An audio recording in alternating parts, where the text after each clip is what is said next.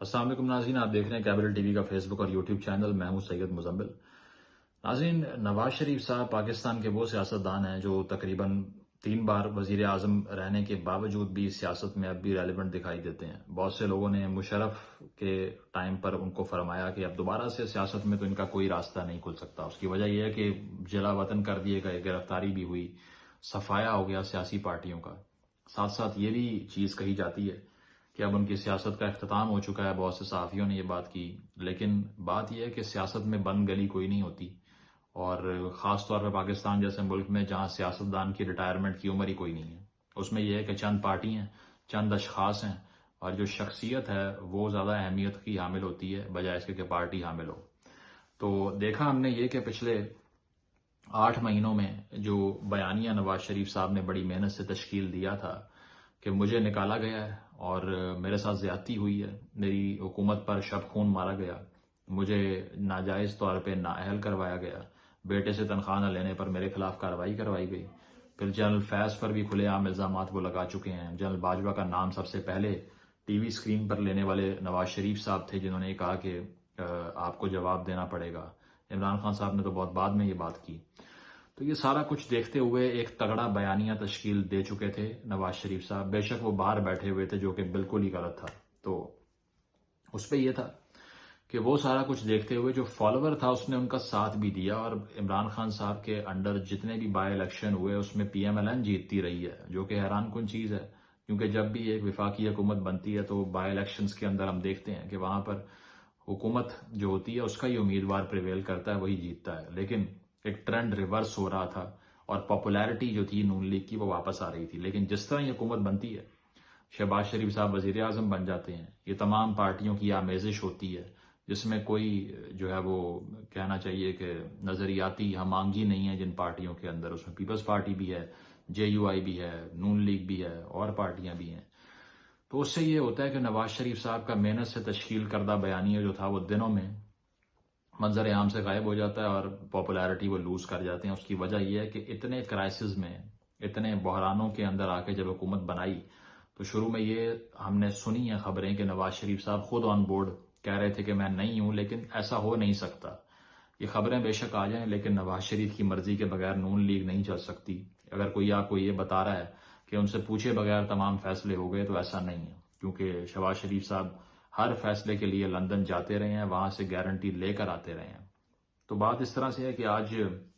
نواز شریف صاحب نے خطاب کیا ہے، میڈیا سے بات کی ہے غالباً لندن میں، اور انہوں نے یہ کہا کہ جو ڈیری میل کی طرف سے معافی مانگی گئی ہے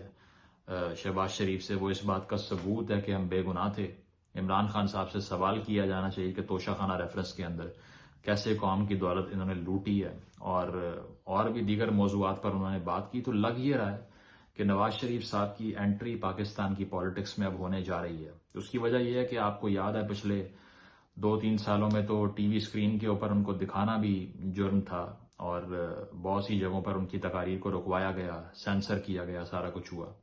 لیکن اب وہ وقت ہے کہ پاکستان کی سیاست میں ہمیشہ ایسے ہوا ہے کہ ایک ٹائم پہ ایک سیاسی رہنما کو ولن بنا کے پیش کرتے ہیں اور بعد میں وہی مسیحا بن جاتا ہے، اور کیونکہ جب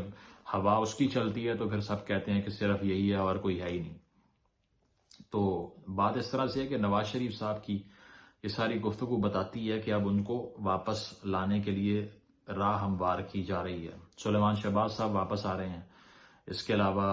اسحاق ڈار صاحب کی واپسی ہو گئی، عابد شیر علی صاحب واپس آ گئے،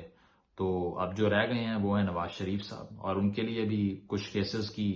جو ہے وہ خلا تو ہے ایسا جس کو پر کرنا پڑے گا ان کو لانے کے لیے، جیسے العزیزیہ کا کیس ہے اور کیسز ہیں،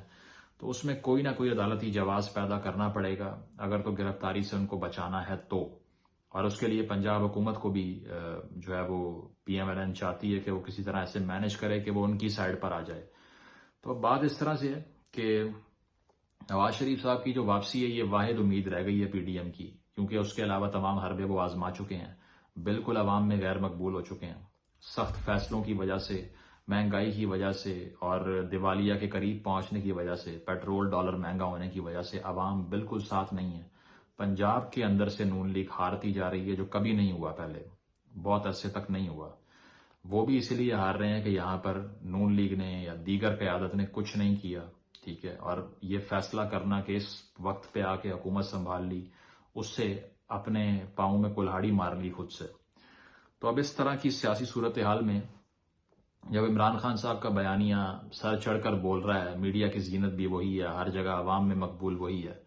تو اس کو کاؤنٹر کرنے کے لیے صرف ایک نواز شریف کا کارڈ رہ گیا ہے پی ڈی ایم کے پاس جو وہ کھیل سکتے ہیں۔ اگر یہ کارڈ بھی نہ کھیلا انہوں نے اگلے الیکشن سے پہلے، تو پھر تو آپ یہ امید چھوڑ ہی دیجئے کہ تحریک انصاف کو شکست دے سکتی ہے نون لیگ یا کوئی اور پارٹی۔ تو اسی لیے رانا ثناء اللہ صاحب نے بھی آج فرمایا کہ نواز شریف صاحب کی واپسی کے لیے بات ہو چکی ہے، وہ آ رہے ہیں۔ اور جہاں تک تاریخ کی بات ہے جو کہ موضوع بھی ہے اس ولاگ کا، تو وہ یہ ہے کہ جنوری کے درمیان وسط میں یا پھر آخر میں ان کی واپسی کے امکان کی خبریں سامنے آ رہی ہیں۔ اور اب دیکھنا یہ ہے کہ ان کے آنے کے بعد نون لیگ کس طرح سے پرفارم کرتی ہے، کیونکہ ایک ہسٹوریکل بیانیہ تو رہا ہے نواز شریف کا، مقبولیت بھی رہی ہے، 2/3 سے ہمیشہ وہ اکثریت لے کر آتے ہیں، کبھی کمزور حکومت کے ساتھ وہ نہیں آئے 90 کے علاوہ۔